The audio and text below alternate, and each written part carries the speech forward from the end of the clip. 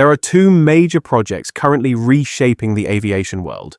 One is the transformation of Air India, already in motion and previously discussed. The other is the ambitious rise of Riyadh Air. As its name implies, this new airline is being created as Saudi Arabia's second flag carrier. While Saudi continues to focus on Jeddah, Riyadh Air will serve the capital and financial hub, Riyadh, a city of over 7 million residents. The airline has just unveiled its long-awaited cabin interiors, and Tony Douglas, Riyadh Air's CEO, recently walked through the designs in detail.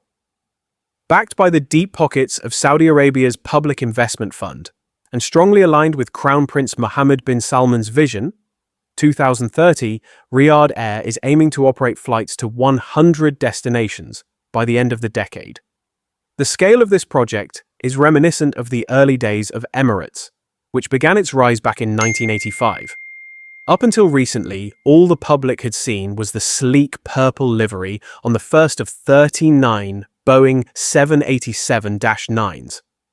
Everything else from seats to service was still under wraps. But with flights expected to launch soon, an exact date is still pending, the airline is finally lifting the curtain, and judging by the conversation with Tony, the product looks and sounds very promising. When Riyadh Air takes off, it will operate with 3 classes: business, premium economy, and economy. Interestingly, first class won't be offered on the 777 fleet, at least not for now. As Tony explained, we are in the throes of an extra-wide body campaign at the moment. So, we will add a third aircraft type to our fleet, which will almost certainly introduce a game-changing first-class product. Now, from an operating economics and a financial sustainability point of view, we didn't do it on the 787 fleet. Instead, Riyadh Air is introducing a front-row product in business class called Business Elite. This Business Class Plus concept is gaining traction across the industry as manufacturers offer enhanced front-row seats with more space.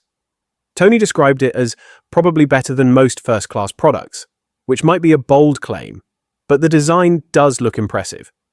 The 4 Business Elite seats follow the same 1-2-1 layout as the rest of business class, but offer significantly more room.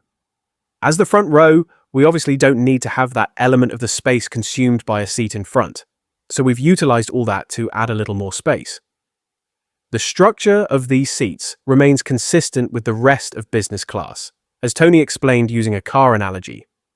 The chassis is the same chassis we've designed with Safran for the rest of business class.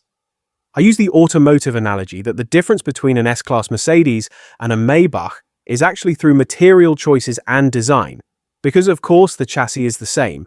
It's exactly the same vehicle underneath the floor. He continued, "It's an amazing space. We're talking about 78 inches.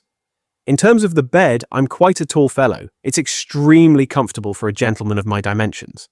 And as I say, in terms of those center seats, you've got the ability to turn it into a double bed, because the center divider retracts all the way down.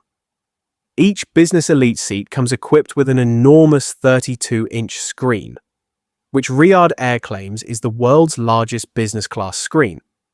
When asked whether Business Elite will offer the same catering, service, and amenities as the rest of business class, or something closer to a stepping stone toward future first class, Tony confirmed, very much the latter. And we're going to do a separate reveal on all the amenities for all the cabins, because we think it's a story that deserves its own space from this.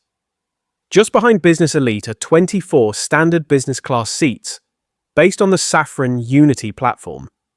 This is the same base seat Japan Airlines installed on its new Airbus A350-1000, though Riyadh Air's version has been customized extensively. The reason we selected the Safran Unity product is that we thought it was by far and away the best chassis and the most comfortable seat proposition out there, Tony noted.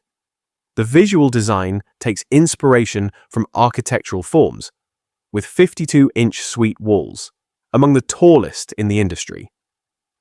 Tony highlighted the canopy twist, the curved headrest shell, which gives the cabin a cohesive and elegant wave-like effect.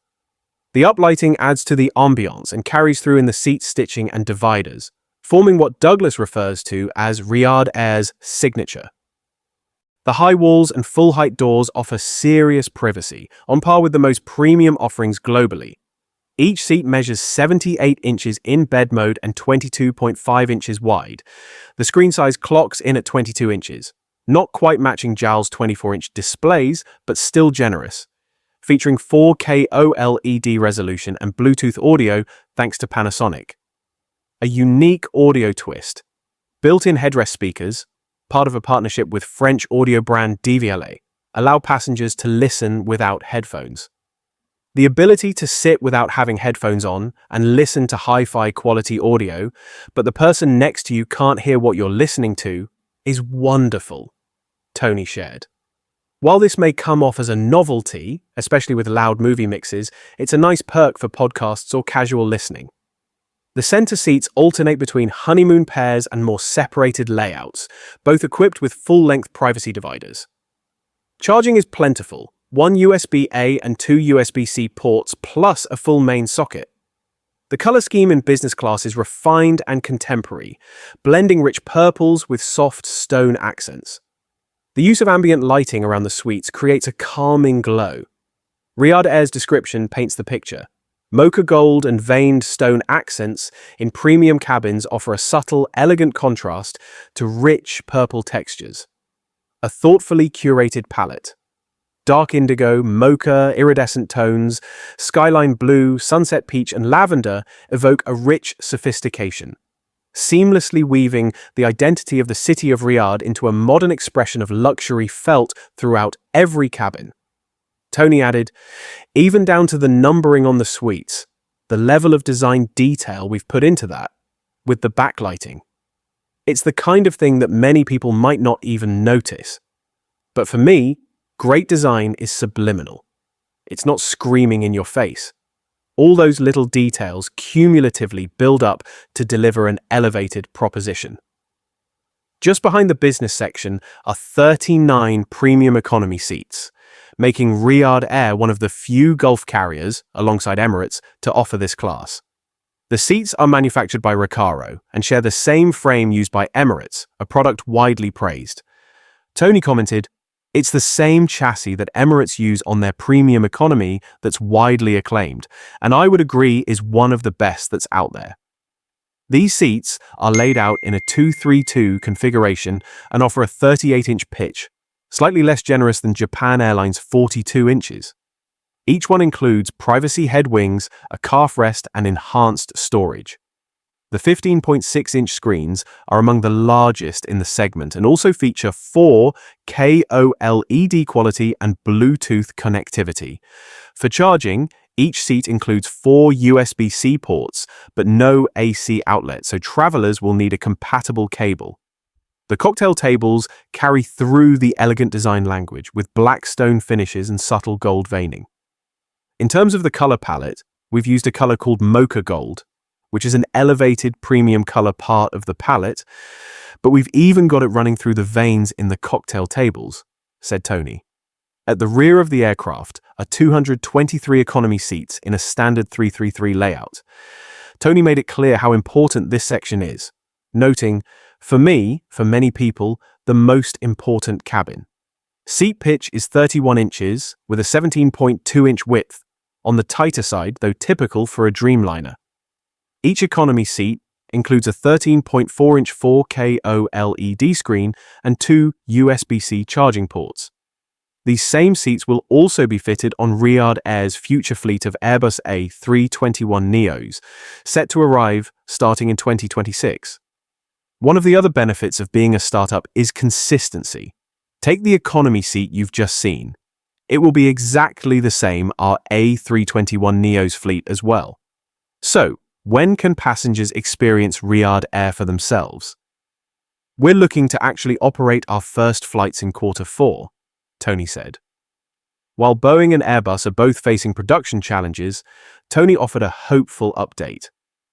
The nice thing with our 787s now is that you can go to Charleston, South Carolina, where the Boeing 787 production line is, and you can physically stand inside 2 of our aircraft because they're in production now. That said, he was quick to add, However, until the aircraft actually land at Riyadh International Airport, I will never, ever, ever count my chickens. Initial operations will begin with just 3 aircraft, supporting 2 launch routes. Tony didn't disclose exact cities, but hinted you probably won't be surprised to hear that it will be somewhere in Europe and somewhere closer to home. It will be a minimum of 2 destinations from day one. So let's just imagine it. It's City X in Europe. The machine comes back from City X in Europe. There will be a 90-minute turnaround in Riyadh, and then we'll pick up City Y, which will be a 3 to 4 hour sector, right? And then back. What we're trying to do, obviously, is get the utilization of the airframe up, and it actually worked beautifully from a network planning perspective as well. From 2026, Riyadh Air expects a steady delivery pace of at least 1 aircraft per month, initially more 777s, followed by A321neos in the second half of the year. So actually some months we're taking 2 aircraft, some months even 3 aircraft. So like all of these things, the way I describe it is it's a crawl, walk, run, sprint, and sprint faster. You can't go from crawl straight to becoming an Olympic-class sprinter. There's a journey that we go through, but that's also a gift as well. Overall, Riyadh Air's new Boeing 787 interiors look like a serious contender. The business class product, while based on an off-the-shelf design, has been heavily upgraded and may come close to rivaling Qatar Airways' celebrated Qsuite, without the same footwell constraints. Premium economy also impresses, though the seat pitch is on the tighter side. Perhaps most notably, Riyadh Air has chosen to maintain a sense of style and luxury across all classes, showing real intent about the airline's premium positioning. The big question now is how the cabin hardware will be complemented by the onboard dining, amenities, and overall experience. If the rest of the service lives up to the design, Riyadh Air might just be ready to take off in style.